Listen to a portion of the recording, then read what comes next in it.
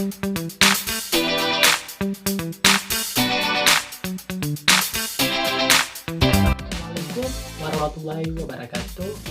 Saya Sahrul Amin dari mahasiswa UIN Araneri Banda Aceh, Fakultas Dakwah dan Komunikasi, jurusan Kesejahteraan Sosial.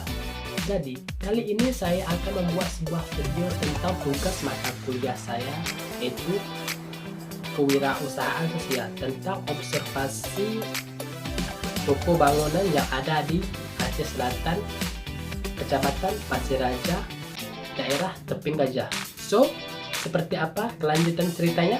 Tonton terus vlognya. Baiklah, di sini adalah tempat observasi hasil mata kuliah saya, yaitu kewirausahaan sosial.